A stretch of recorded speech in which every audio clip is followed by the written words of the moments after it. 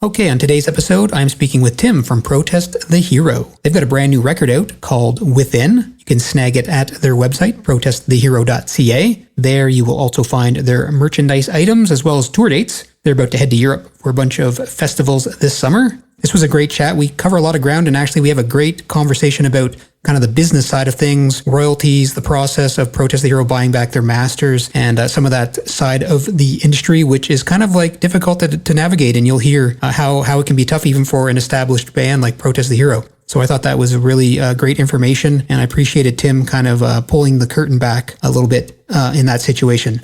All right, here we go. My chat with Tim from Protest the Hero. Where are you out of? I'm in St. John, New Brunswick.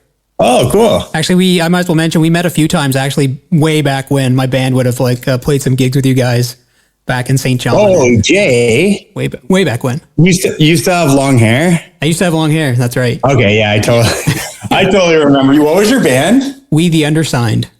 Okay, yeah, 100%, man. That's super sick. Yeah, so I appreciate you coming on the show, giving me some of your time to chat. Yeah, of course. Cool, so we'll just dive right in and just go for it. Sure. All right, thanks a lot for coming on the show, Tim. I appreciate you giving me some of your time today. Yeah, thanks for having me today.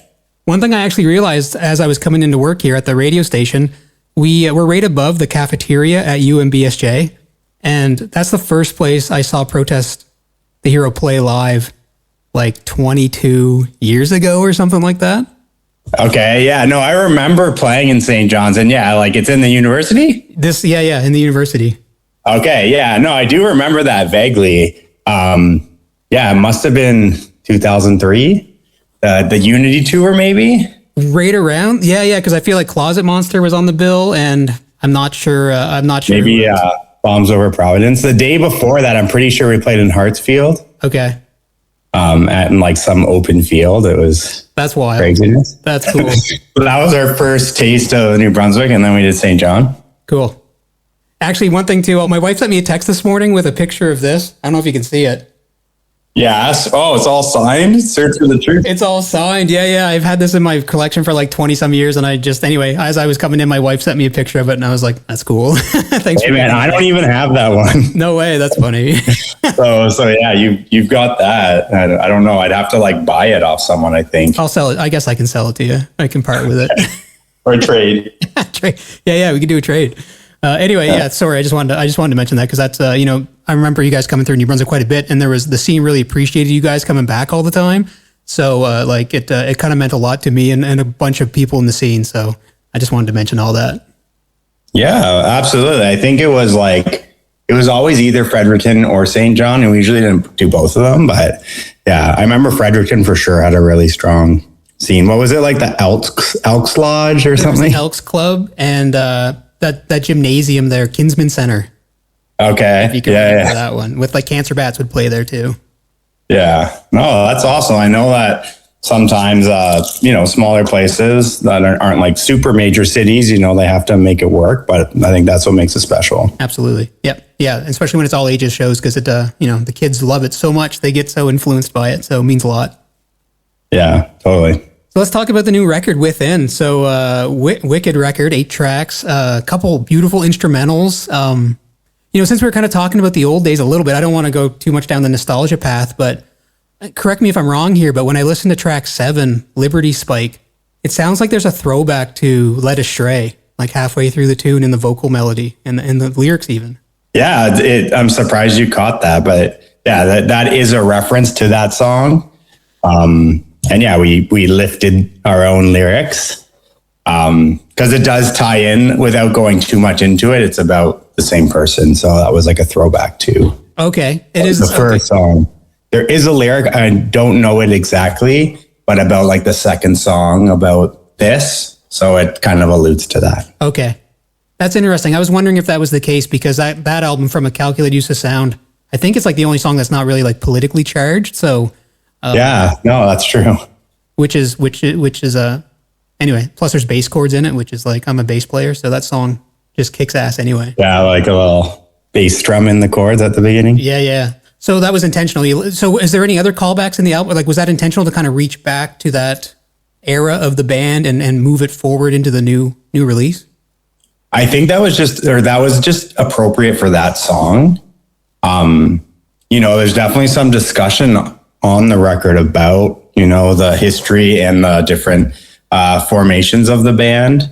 I don't think there's any direct reference from that, but just kind of talking about our history. Yeah, and like I mentioned, nostalgia can be a little bit of a trap, so you always want to be moving forward, I would imagine, when you're in the creative world. Yeah, there was one, the last song on Pacific Myth, Caravan, I believe. Is that right? There's like a riff where we ended each riff before we repeated it with a different riff from like past albums. Oh, no way. I didn't pick up. So it's like a quick little, I think it was like a bar. I know we did Bury the Hatchet and Drumhead Trial. We just snuck in a little thing to like, just because it was cool. I don't think there was necessarily like a reason to do it. It's like an Easter egg. That's cool. I'll have to give that another listen and pick it out. You mentioned Pacific Myth, and that kind of made me wonder too. I just kind of realized today too, thinking about Within, like all the like standard Pacific Myth was kind of like an experiment, right? Originally it was like a subscription Bandcamp. Yeah. But all the other albums, full lengths, have like one word titles. Yeah, that's interesting. Is that intentional or? I think we knew it was a bit of an outlier. I don't know if that was intentional. I do think we realized that there is like kind of like the one word titles that we like to go for. So yeah, it could be that would have been like a roadie thing. But yeah, I think we knew that kind of was a gap to the next album. And it's also funny, I don't know where like streaming was at that point, but it is kind of interesting to be like, oh, here's a subscription.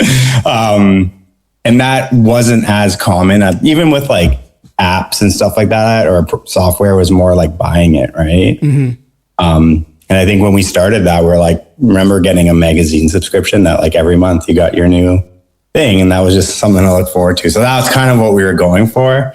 But yeah, I don't know how much of it we knew kind of going into it, but we kind of had to make a lot of like snap decisions. Was there pressure to get songs out each month or whatever the release date was? Initially, no. Initially, we had like two and a half kind of like going. I don't know if they were fully recorded, but like as it went along, we were just like, oh, we got to get this done, which is funny because Within is the opposite of that. We just took our sweet time and whatever. And I think there's like perks to kind of both. Mm-hmm. But yeah, like it's interesting to say that some of the songs were like written and recorded in a month. Yeah, which is like, that's unheard of for us as of late. Especially when the tunes are so complicated. So yeah. Yeah, and whether or not the music suffers or whatever. But there is something to be said about, I remember a friend of mine was talking to me about like, why don't you just give yourself this amount of time to finish this job? And you don't have to like keep going and going, but like you have to write something. You got 30 minutes to do it. When you hit that, you're done, right? Or at least like that's near the finish instead of being like, oh, it's going to take me this long and dragging it out and all that stuff, right? So, well, that makes me wonder with Within. I mean, I'm sure people have mentioned like there's gaps between the records, like every band, lots of bands have numbers of years between releases. But the songs you write earlier, do they end up getting overanalyzed more than, and maybe it could be good or bad, I guess, but do they get overanalyzed compared to the songs you write later on in the creative session? So you're saying like in the order in which they're written? Yeah. Yeah. I don't know. Cause like, I feel like we kind of shelf the songs. We're not like sitting with them there. We may be able to go back and revisit it and make some changes. So they are kind of like in the side of our mind as we're moving along. But yeah, it is interesting to like, even looking back on older records, seeing the order that we wrote them versus the order that they are on the album and stuff like that. Like, The Mariner for this record was the last one that we wrote. And that's like, we knew we needed a big epic closer, right?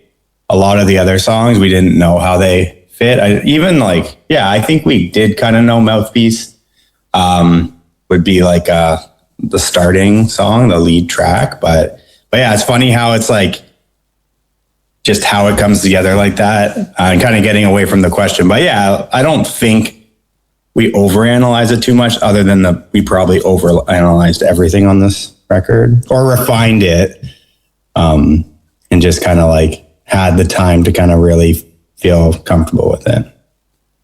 did know, or maybe you didn't know at the beginning, but because it's like an fully independent release with you owning the masters and everything, did that change the creative process or the direction of the writing at all?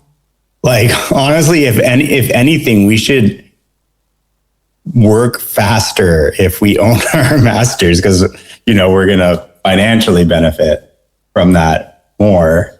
But sorry, what was the question again? I was just curious if it changed the creative process or the writing process, knowing that you were going to own the music, and it was going to be like, I guess it'd be fully the band's responsibility too, to also make sure the record succeeds.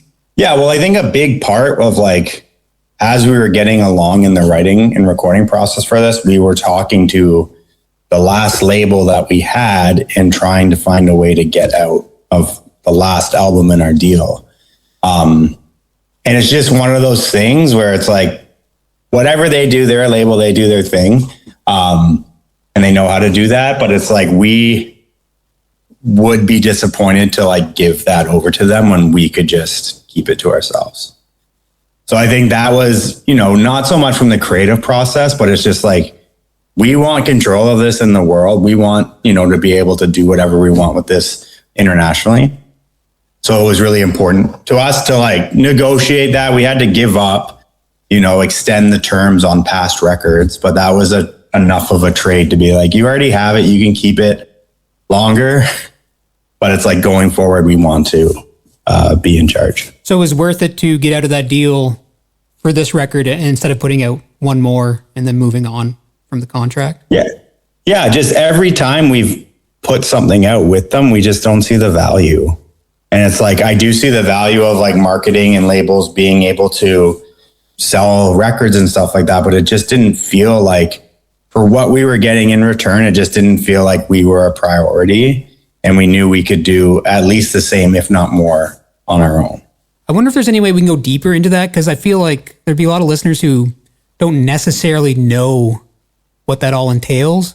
And my first thought is thinking about, did you have to sign away streaming or royalty percentages, and that now you don't have to do that? Is that part of the game? Yeah. And I love talking about this because it's something that a lot of people don't entirely understand. But yeah, in this specific deal, we did a license of our masters. So this was for the world ex North America. So that means they have the master right license for a period of years to exploit in those territories. So that means physical streaming, they still have iTunes downloads, surprisingly. But they get to exploit those markets. And yeah, they did vinyl a little bit. I probably still a little bit of CDs, but it was just very we'll make this, and then when it runs out, it runs out. And then they're collecting the streaming money. But so I think in this case, because one of them, I think we signed with Scurrilous, so that was 2011, and I think the term was 12 years for them to be able to exploit the master. So I think in 2023 that expired, 12 years later. And then Volition, the next, everyone that signs on is the same period. One thing that did come up with this particular deal that was interesting was because Pacific Myth wasn't a full length track wise, even though it was 35 minutes, it didn't count as one of our obligations. I think we signed for one record and 3 options, something like that, but it didn't count as an option. And an option being the label gets to choose, do they want the next one? The band doesn't choose, but the label says, okay, we're taking option 1. So they can either cut you loose or continue. So with Pacific Myth, they were hey, this isn't an LP, so it doesn't count. And they were good enough to say, you can keep the money, but every sale you give us $1 or something. And they got an override back to them, and they didn't release that album. So anyways, yada, yada, yada. By the time we get to releasing this record, we have certain amount of years left on certain records. So in order to instead of buying out of the contract, we're just hey, we'll renew our contract 5 years for each album. And at that point, a lot of those albums are not earning as much, collectively, yes. But it's that was a good enough trade to be we're free going forward. And then, yeah, as far as the royalties go, this label is like a subsidiary. I don't mind saying it was Spine Farm, who's underneath Universal Records in the Europe. But the royalty rate is, I think the band gets 17% and the label gets, what's the math, 83? So they collect, let's say 100% of what comes in from streaming. That comes in, and then whatever else, and then 83 goes to the label, 17% goes to the band, which is pretty low. That is standard for like a major label. But you also get an advance of money, and your 17% goes to pay back your advance. But it's not the 100% of the money that comes in. So it's like the 83 is getting cut off, and the 17% is trying to recoup the advance. And most artists think that they're never going to recoup, so they just try to get the biggest amount of money up front. In our case, I think we, like for Palimpsest, we recouped, and at this point, and we get like £300 every 6 months, something like that. But we're getting something, right? And if you have a catalog and then, everything's earning a little bit, it does add up. And cut me off if I'm going on too long. Like when you're the master rights owner, we use a distributor that takes 10% and we get 90% of the digital shares. And then we use Sheet Happens, who does all the vinyl and CDs and all the physical products. And yeah, we have a good split with them. So it's just like, even if you're not getting to as many people, financially it's better for you. And you're just like, you are connected. We can go on Symphonic, that's who we use for digital distribution. And it's like, we can see all the stats. We can pull reports. We can see what songs are playing. You just have control. We can pitch our songs to playlists. Like, it's just like, that's miles above like going to someone like, hey, can you do that? Or like, it's just nice. And we don't know how to do it all, but it's like, we'd rather learn how to do that because it directly affects us instead of like trying to tell someone to do something that they may or may not be able to do. Yeah, that's something I would never have thought about, is not only like the percentage swings you mentioned sound massive to me, like only 17%, whether that's like standard or not, but not having control. So like you're relying on someone else has the data. You have to ask someone to get information about your music and the performance of the music. Yeah, well, they do send royalty statements, but a lot of them are like hard to navigate the like back end platforms. Mm-hmm. And it's like, you download a spreadsheet and then you sort it. Okay, here's Spotify, whatever. Like you can figure it out, but it's like, it's nice to like you be able to say that like when you want to see it. Like when we get royalty reporting, it's usually every 6 months. So it's like at that point, like think of like already I was able to go on, this is a bit different, but I went on the Spotify for Artists app and I can see that Within had over 1 million streams already for like all the songs total. Mm-hmm. And it's like, that's less than a week into it. I may not get that information until like 6 months. It's 6 months of data. And then it's 3 months after the period ends. Mm-hmm. So it's like, that's 9 months after that's insane. Like every day I can go in and just like look at it and be like, oh, that's cool. And so that means you could going into the Spotify app and having instant access, you could capitalize or you can kind of plan a tour around it really, right? Because you can see like down to the city where people are listening. Yeah, you can see top cities, you can see top countries, you can see the demographics. I would be weary that you can use that as like, streams don't necessarily convert to tickets. Okay. But it is helpful. Like I think we could see US was our number 1, Canada was our number 2, and then it was like UK, Australia, Germany, whatever. And that seems to check out for our touring. But I know people will be like, well, I got, 10,000 or 10 million streams. And they like go somewhere and they can sell 100 tickets, right? So yeah, but it is a good metric. And like, yeah, it was cool to see the top 5 were Canadian cities. And yeah, you can look through and yeah, you see stuff like, oh, I didn't know that we're getting played in the Cayman Islands or something, right? So it's cool. It's cool that you're like, oh, people are everywhere, right? Mm-hmm.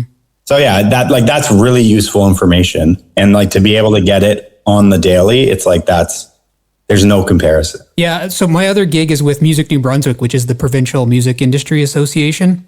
Okay. And so I wouldn't mind just focusing on this a little bit more because we get questions. I run the grant or the investment program there, and so bands they're kind of curious about SOCAN. And as you were discussing some of these royalties things, it made me wonder, like, does SOCAN help you navigate these situations? Or like, because from my understanding, SOCAN is the Canadian Royalty Collection Organization. I'm not even sure the best way to say that. But. Yeah, so SOCAN wouldn't navigate any of like the master sales royalties, as far as I know. Like when you do get a stream, you're supposed to have a mechanical royalty, which then your publisher collects that, which is a whole other thing. But like SOCAN's more about like royalties around performance and if you're played on the radio and stuff like that. Like, and a lot of it is international royalty collection, but it's more around the performance of the song and publishing. You can set like PTH has a publisher still, but we could set up as PTH publishing as well and start like collecting that stuff. It's a lot of like administrative work, so I'm not super keen on that. But yeah, like I think the people that do really well with SOCAN are people that are getting played on like terrestrial radio. There's a lot of royalties. If you get in rotation, you know, you'll see a country artist or a pop artist get in rotation and it's like they just keep playing it every day. That's where like a lot of money royalties will come in. You can also get royalties from performances, like live performances. And what we have to do is we submit our set list and we put this is the venue. And actually on every show that's played, there's like a 3% amount withheld that the promoter has to send to SOCAN.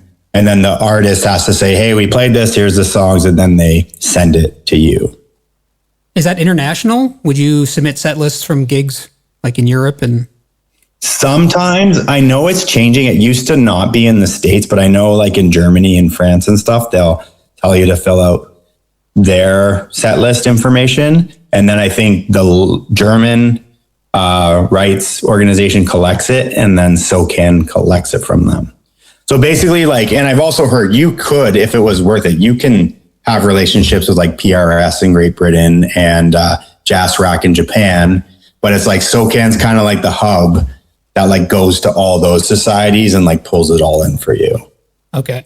So, but Jazz Rack in Japan is taking a cut, SOCAN's taking a cut, right? But a lot of the time that money would be money you would never collect on your own. Yeah, you just wouldn't be able to manage that. Yeah. Got it. Okay. That's interesting. It's so complicated. I mean, people have been in the industry for years and years and it just seems so convoluted, but that's interesting. Yeah, and one other thing quick is with satellite radio, that's a big thing for owning your masters, because when you get a spin on satellite radio, you get your performance side. So if you performed on the album or whatever, you're a writer, you get that. And the label would get the master side. Okay. So, you know, we haven't been on satellite radio. Like I think like C'est La Vie would be the last one from like 2011. Mm-hmm. And we got Mouthpiece on, you know, right on the release day. And it's like, again, that's awesome. Like we're being played in front of people that wouldn't necessarily know Protest or fans that didn't know we have a new record, whatever.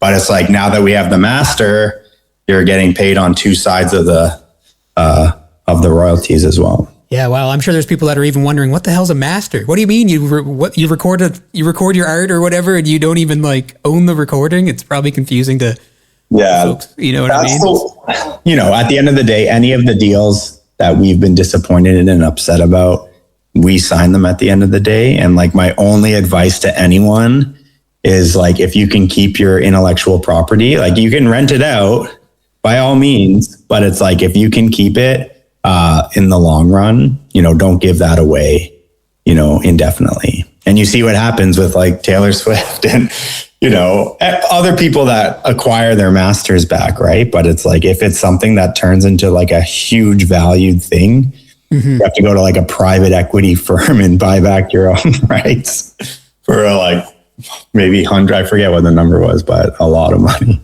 Something silly. And yeah, and you might, I mean, especially if you're a new artist or a younger artist or whatever, you don't know. You might put out an album that takes off and you have no idea it's going to happen, obviously. So yeah. So it's just kind of like a safeguard. And it's like, you could put out a record 20 years later and have a hit, right? But then everything in your catalog now has value.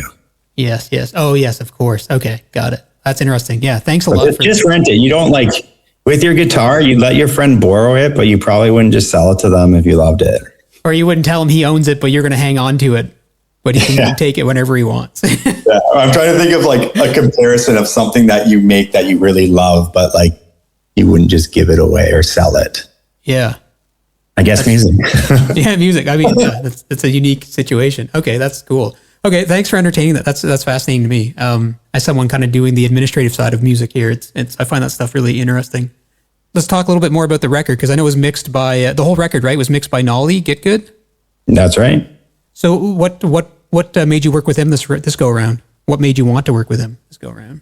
Yeah, we just like some of the stuff. Like we were talking about mixing, I think, probably like a year and a half ago, when we were getting to completing the album. And yeah, we were just saying like, listen to some of his stuff. It's really, really solid. Like, you know, I know he's worked on the Periphery stuff. And actually I was listening to the He Is Legend record that he mixed, but it's modern enough and it's very clear, but it's not like, you know, too polished, if that makes sense. Mm-hmm. Like what I found about how he mixed our record is I felt like you could hear everything, but they weren't like competing with each other.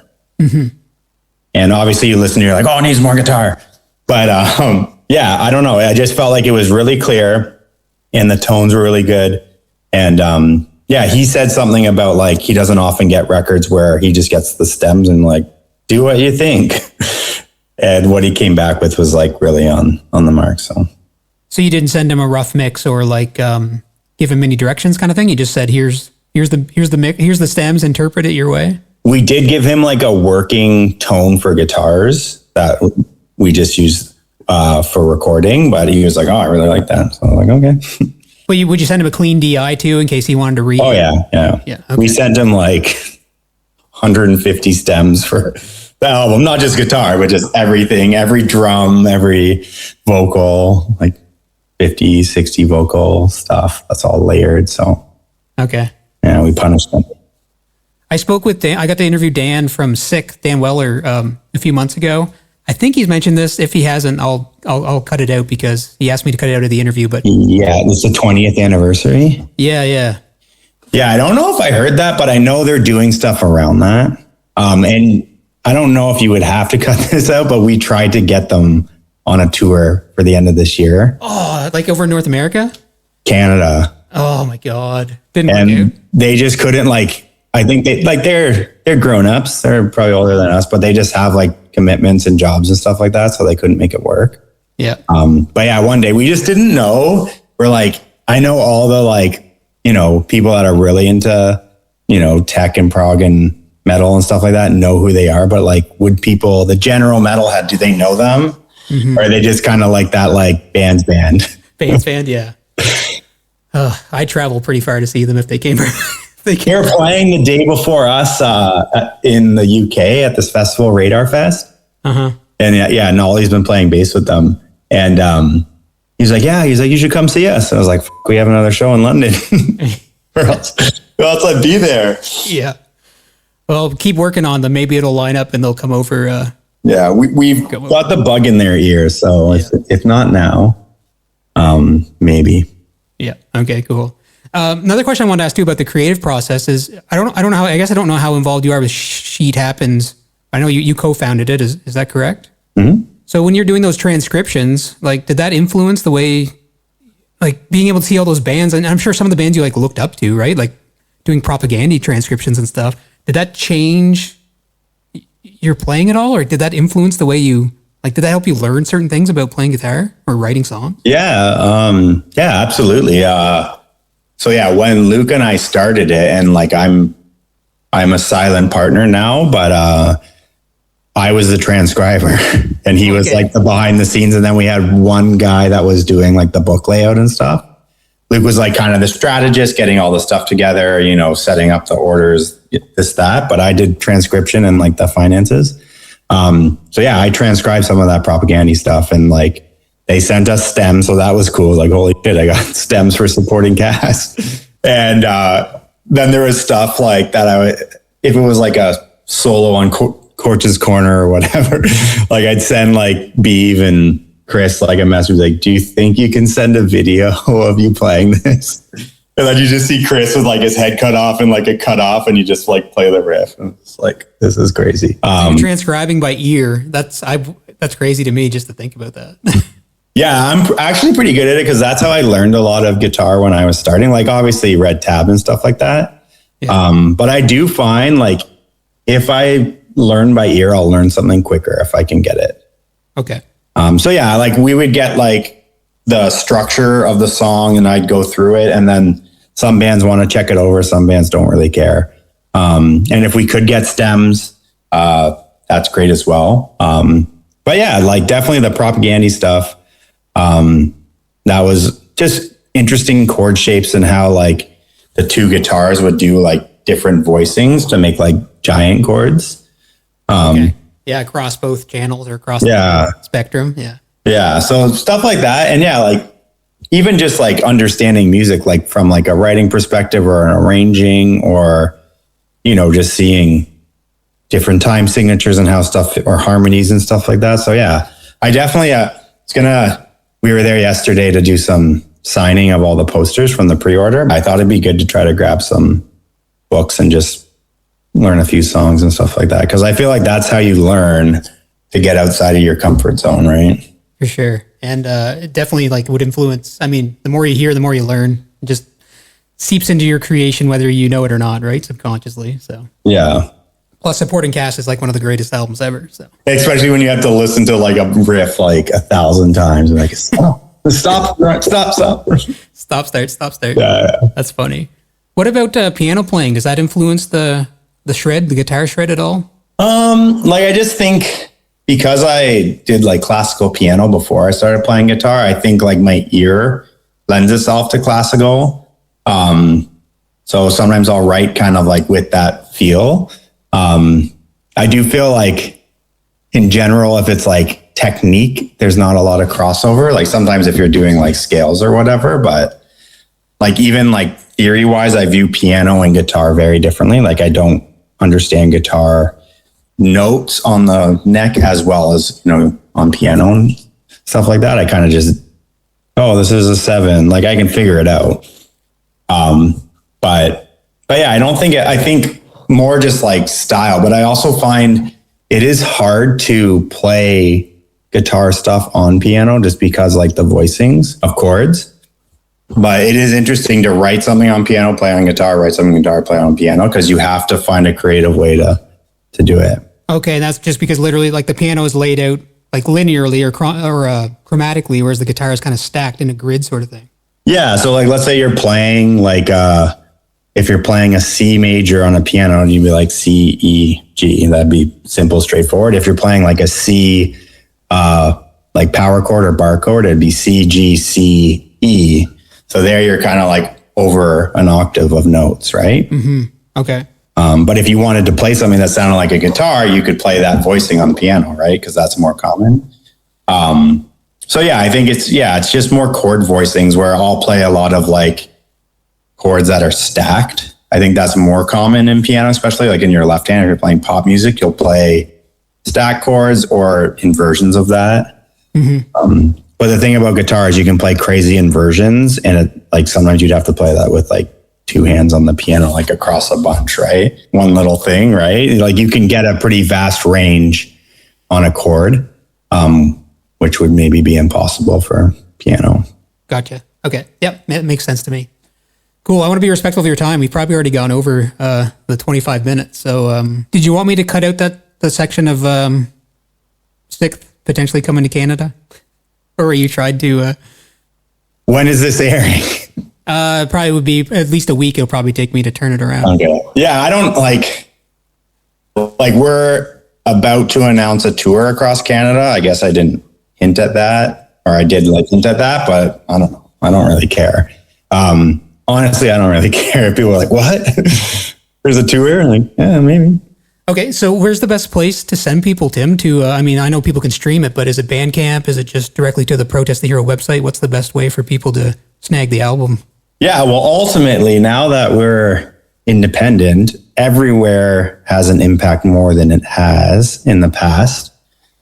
As most people know, streaming music, it's more like of a promotional thing than like something that generates a lot of income, but it does something.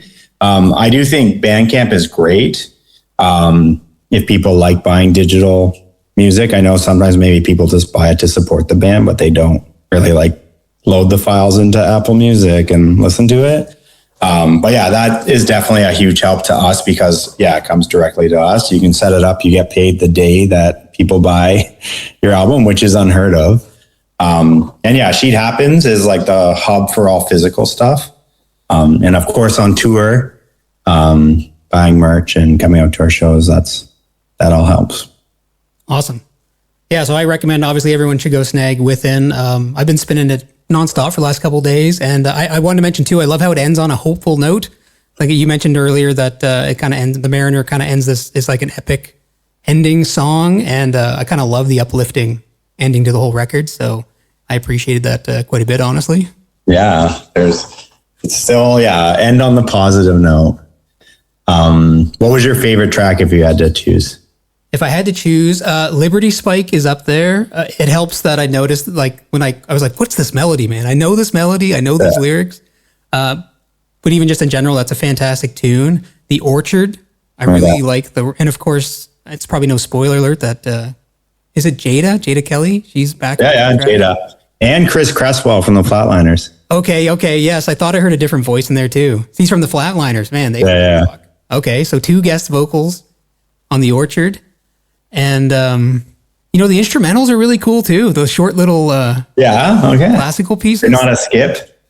Not at all. No way. Sometimes I wish they were a little longer, to be honest. So that's Will. Can't remember his last name off the top of my head. But he plays violin for Nelly Furtado. Oh, no way. Okay. And Milan, who is a co-writer on this album, he's like went to music school and has a lot of connections. So he chose this guy. He suggested him, and we ended up going to his place. It's like a little shed out back of a house that he's totally redone, and hundreds of tracks of like little violin sounds and stuff. So no way. Yeah, it's a beautiful headphone listen, especially the second one below. Like, put that on in a nice pair of headphones. There's some cool stuff going on.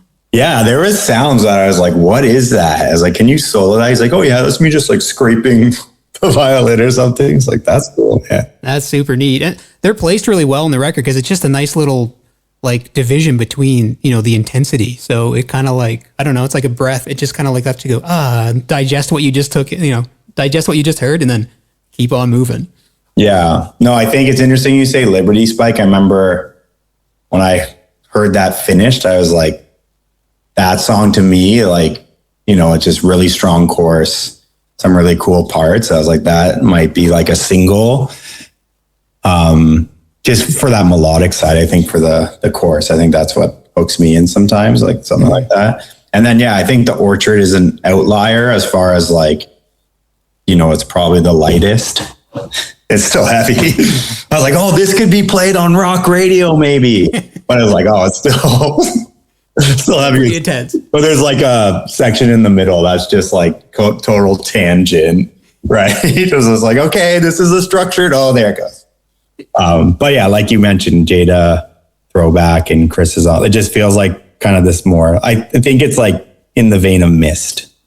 Yeah. Okay. That's probably. Yeah, I would agree. A little more happy, kind of like poppy metal song.